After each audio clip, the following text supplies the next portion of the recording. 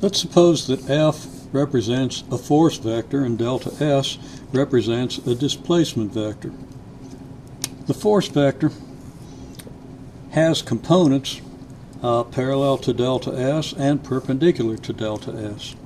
To find the component of F that's parallel to delta S, or the component of F in the direction of delta S, simply sketch a projection line from F down to delta S at a perpendicular, and this vector from here to here is going to be the component of F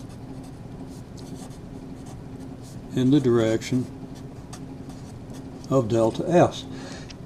Excuse me. Now, keep in mind it's possible for this force to be at an angle greater than 90 degrees with delta S, in which case the component might well be, the component in the direction of delta S might well be negative, meaning it's actually opposite the direction of delta S.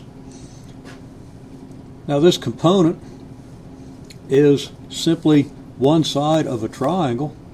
This triangle has a side here that's equal to the magnitude of F. That's the hypotenuse. This is a right triangle, so that this side of the triangle is just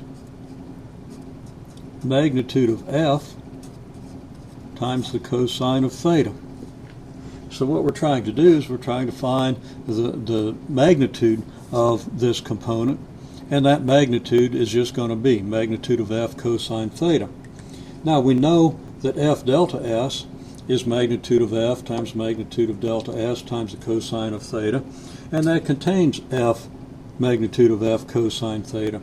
If we simply divide by delta S, then we're going to get just magnitude of F cosine theta. So if we imagine dividing both sides of this equation by magnitude of delta S, we'll be left with the desired quantity, magnitude of F cosine theta here, and on this side we're going to have just F dot delta S, and that's a dot product there. Let's put that dot in there, divided by the magnitude of delta S.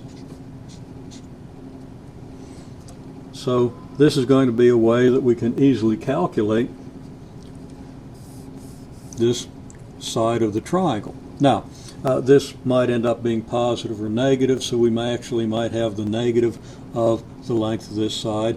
But in either case, if we multiply this by a unit vector in the direction of delta S, we're going to get this vector, the component of F in the direction of delta S. And that's going to work whether the cosine of theta is positive or negative, because this component might be in this direction or back in this direction.